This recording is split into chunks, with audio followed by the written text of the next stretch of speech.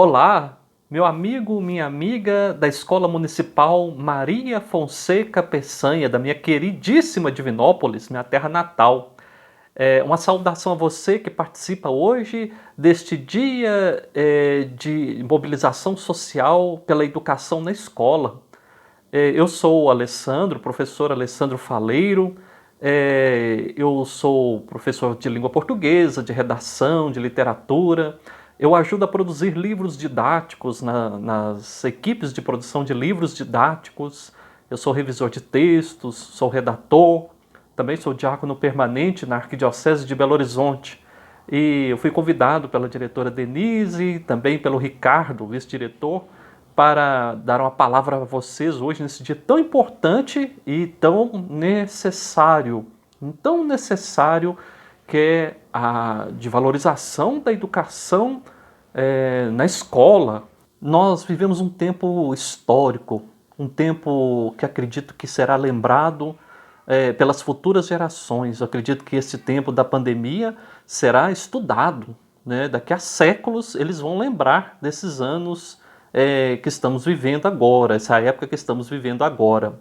E nós temos como escola duas possibilidades de agir, segundo minha opinião, assim, eu acho.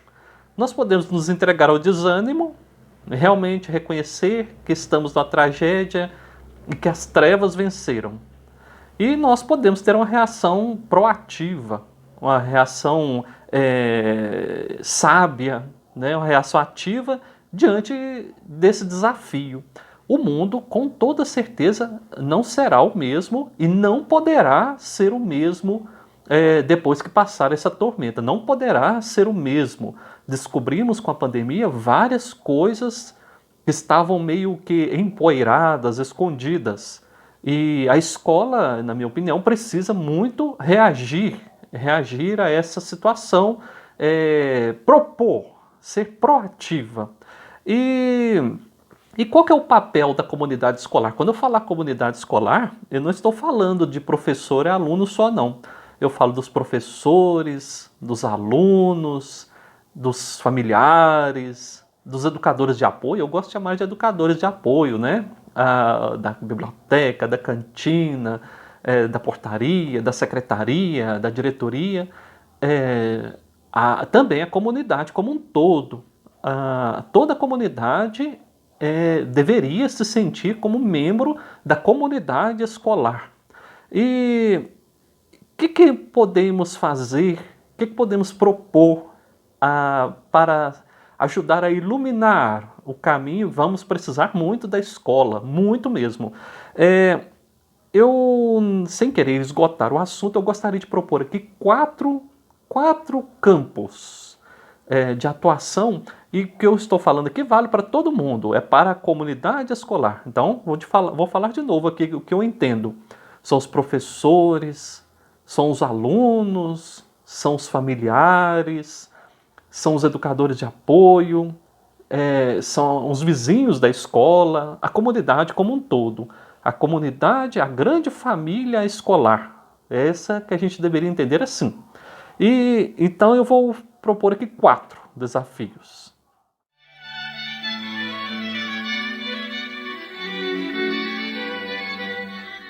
A compreensão de nosso planeta como uma casa comum. Uma casa comum. Então, preocupar-se com a natureza, com o meio ambiente, com a ecologia, é preocupar-se também com o ser humano. E preocupar-se com o ser humano é também preocupar-se com a ecologia, com a natureza, com o meio ambiente. Não há mais como separar um conceito do outro. Cuidar do ser humano é cuidar de sua casa comum também. E um conceito mais moderno, a ecologia integral. Ecologia integral. Custamos a entender isso e muita gente ainda não compreende isso. Um papel de bala que eu jogo no chão, no lugar errado, vai sim fazer a diferença. Se todos nós cuidássemos, inclusive das pequenas coisas, dos detalhes, teremos certamente um mundo diferente. Não há mais como separar a agressão à natureza com a agressão ao ser humano. E do cuidado com a natureza, do cuidado com o ser humano. E nós devemos sim nos preocupar com o desperdício de água, ainda que seja pouco na nossa casa, desperdício de energia. É, tudo faz diferença, tudo faz diferença. E também deixar as pessoas passando necessidade perto de nós, perto da escola, por exemplo, da comunidade escolar, ou perto de nossas casas, faz diferença para o planeta, sim. Então não há como separar o cuidado de ser humano, cuidado do planeta. É, toda comunidade escolar tem direito, né? Tem o direito de observar como está o acesso à água da população, acesso ao esgoto. Ela tem direito, sim, de refletir, de reagir a isso. Como está o controle da poluição? Né? A escola tem o pleno direito. E quando eu falar escola, entendam que são as pessoas da escola que frequentam a família, que são da família escolar, da família, da comunidade escolar. Você, meu amigo, minha amiga, tem direito a saber como está a distribuição de bens, de direitos, de renda na sua cidade, na sua comunidade. A escola tem pleno direito de observar isso e de reagir a isso, de propor melhorias, de propor mudanças. E de refletir nas suas salas de aula e nos seus ambientes pedagógicos sobre essa questão. É muito interessante que em alguns países, vou falar aqui o Equador, mas não só, já compreendem o planeta como um sujeito membro de direitos. O planeta é sujeito de direitos, é como se fosse uma pessoa. É muito interessante isso e é algo, eu considero muito avançado isso. É interessante também que algumas tradições religiosas, né, filosóficas, religiosas, entendem o planeta como uma pessoa também, inclusive uma pessoa que sofre, um pobre, um servo, né, um sofredor, uma pessoa que merece cuidados, que merece atenção. Eles olham o planeta como alguém que precisa de cuidados. É muito interessante essa personificação do planeta, porque realmente nós devemos compreendê-lo como um corpo vivo, que age e reage às coisas.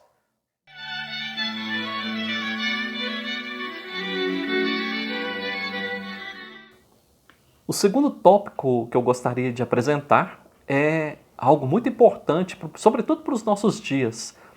É algo que nos chamou a atenção neste tempo de pandemia, a alfabetização digital. É muito interessante notar que há 25 anos, que não é tanto tempo assim não, o mundo era totalmente diferente. Nossa sociedade era totalmente diferente no sentido que nós não tínhamos acesso, não tínhamos o serviço de internet, ou então não era tão difuso como hoje. Você imagina? Então não havia redes sociais, pelo menos digitais, como conhecemos hoje, não tínhamos acesso a serviços, o mundo era muito diferente. E houve uma transformação profunda depois da ampliação do acesso à internet. Mas nós passamos por um problema. No Brasil, nós tivemos um evento curioso, né? A nossa cultura inicialmente foi formada muito pelo teatro, pelo circo.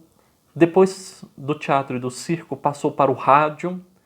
Depois do rádio passou para a televisão e depois para a internet, né? E meio que saltamos uma fase, a fase da leitura, da literatura.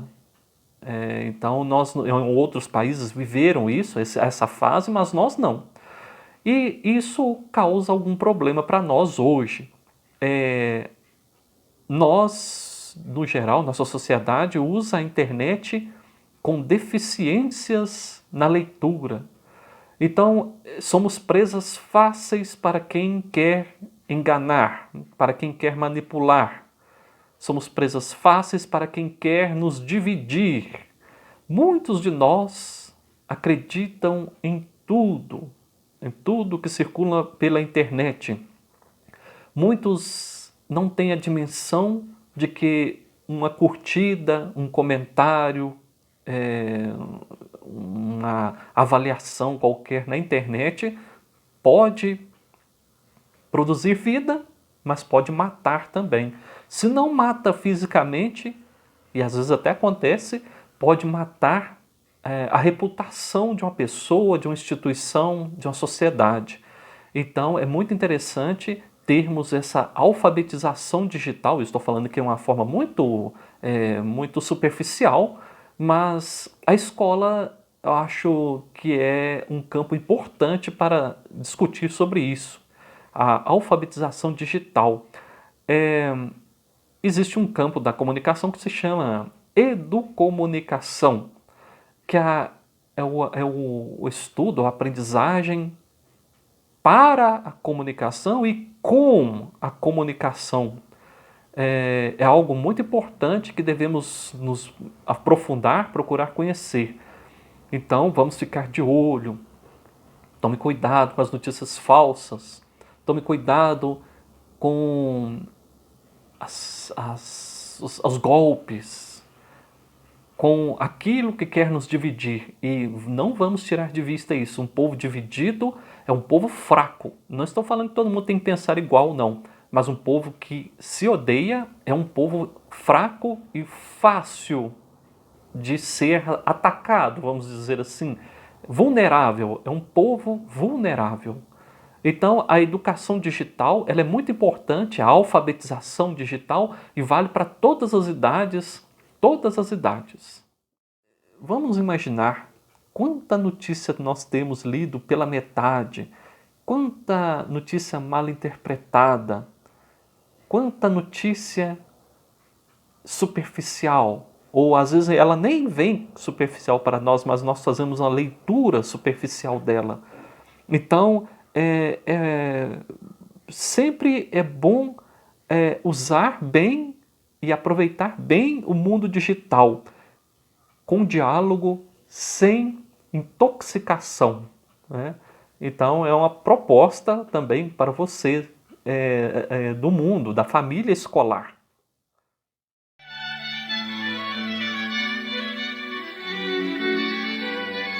O terceiro ponto que eu gostaria de propor aqui é algo muito importante e sobre o qual nós necessitamos pensar muito bem. É a política. Parece que ela virou palavrão.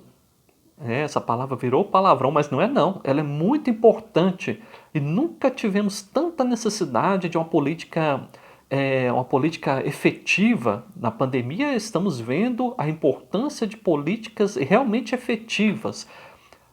Uma canetada mal dada de um político mata. Uma canetada bem dada de um político salva, às vezes, milhões de vidas. Então, a política é importante. E eu gostaria de propor que nós não tenhamos preconceito contra a política. Ela é muito importante.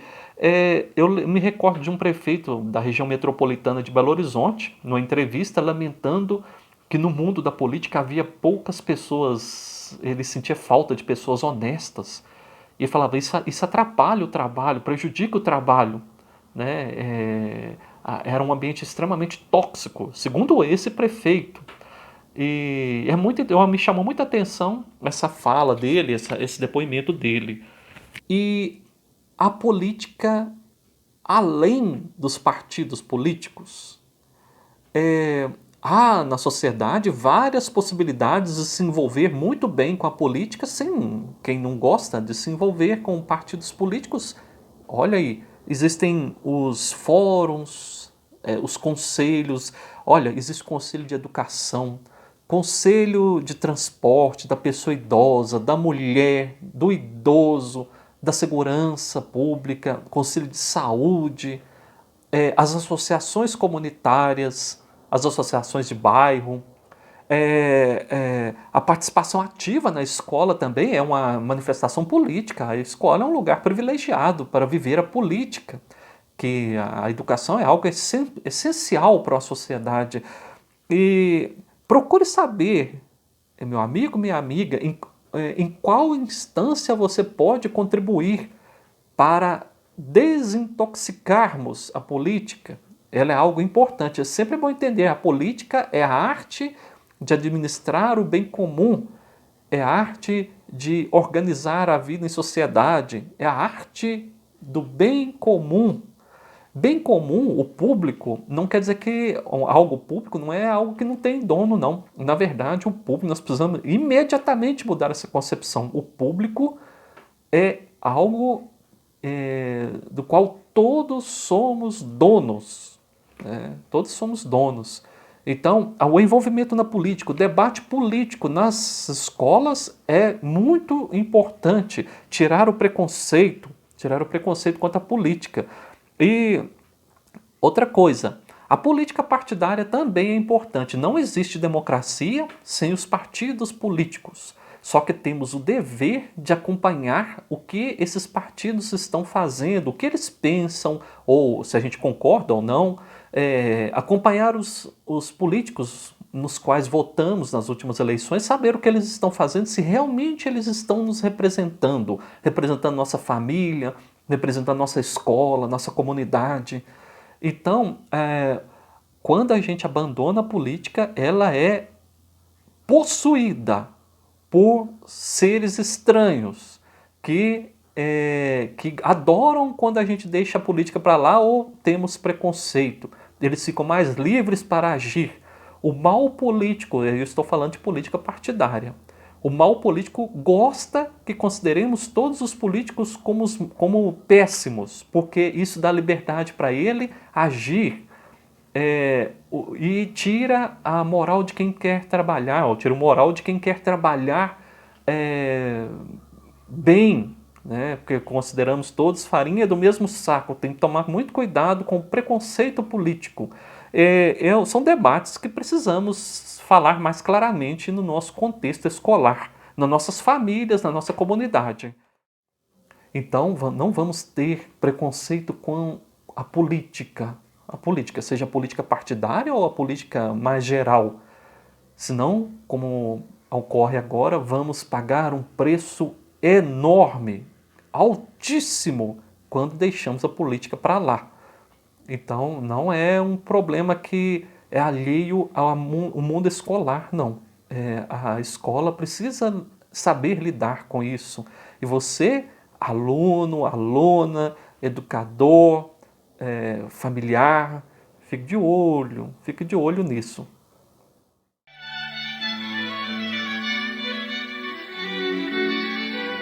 O quarto campo sobre o qual eu gostaria de falar agora, ele se resume a uma palavra: diálogo.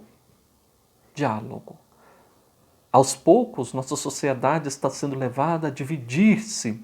E eu disse, um povo dividido é um povo vulnerável, é um povo fraco. E não sei se você já notou, meu amigo, minha amiga, que a cada vez estamos mais assim, cruzeirense atleticano, direita e esquerda, negro, branco, evangélico, católico, periferia, centro, capital, interior. Não sei se vocês já estão notando isso.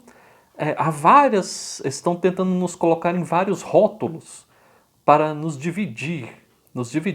Eu não estou falando, obviamente, que temos de pensar igual. Eu já reforço isso. Mas ter o diálogo. E o diálogo, ele passa por uma atitude. Diálogo não é falar. Principalmente não é falar. O diálogo, sabe o que é? Começa e é baseado na atitude de escuta. Na atitude de escuta. Se eu consigo parar para ouvir o outro e ouvir até o fim o que o outro tem a dizer, e se o outro tem a habilidade de me ouvir também até o fim o que eu tenho de dizer, isso é um diálogo respeitoso. Não preciso mudar as minhas essências, o que eu acho que é valor, mas eu preciso parar para ouvir o outro. E estamos tomando um prejuízo enorme na nossa sociedade justamente porque nós não valorizamos o diálogo. Não estamos valorizando o diálogo. A escola pública tem esse valor de congregar as pessoas diferentes. Isso é uma riqueza. E o Brasil, nosso país, nasceu plural.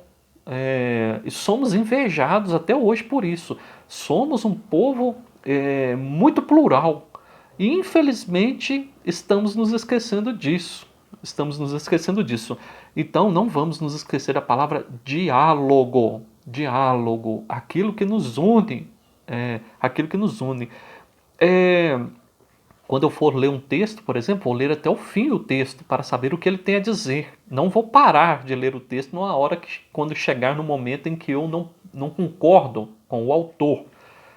Algumas pessoas estão fazendo isso hoje. É errado, isso não é diálogo, não. Isso é falta de diálogo e é um empobrecimento da sociedade. Empobrecimento. Quando a gente pratica o diálogo, nós nos colocamos no lugar do outro também. Isso se chama empatia, simpatia. Eu vou usar um termo aqui, compaixão. Compaixão não é ter pena do outro, não. Compaixão é a capacidade de se colocar no lugar do outro. A pessoa que está querendo falar alguma coisa com a gente, nos comunicar, nos ensinar, nos advertir. Vamos ter a compaixão. O diálogo nos propõe a isso. E um povo dividido pelo fanatismo, a pessoa que não quer ouvir o outro, pelo fundamentalismo religioso, fundamentalismo político, fundamentalismo científico, que seja, é um povo fraco. E vamos tomar cuidado. Não vamos deixar que nos enfraqueçam. E não vamos permitir que nós nos enfraqueçamos. Então, vou recapitular aqui os 4 campos que eu proponho de reflexão para a escola como motivação. Entendam isso. Eu apresentei alguns problemas aqui, mas assim, como motivação. Cuidado com a casa comum, alfabetização digital, respeito à política, diálogo. Vamos pensar como eu, como você aluno, aluna, professor, professora, educador, educadora de apoio, familiar, membro da comunidade, vizinho, vizinha da escola, como vamos contribuir nesses campos, nesses e em outros também? Mais uma vez eu gostaria de agradecer a oportunidade de poder falar diretamente com a comunidade escolar. Eu tenho muito contato com a escola, mas é mais pelos livros didáticos. Então é uma honra, uma satisfação, é uma alegria enorme poder falar então com você, meu amigo, minha amiga, da comunidade escolar, da Escola Municipal Maria Fonseca Peçanha, da minha queridíssima Divinópolis. Eu agradeço muito à diretora Denise e ao vice-diretor Ricardo, a vocês todos, meus votos de muito sucesso, muita paz, muita sabedoria. Cuidem-se. Um grande abraço.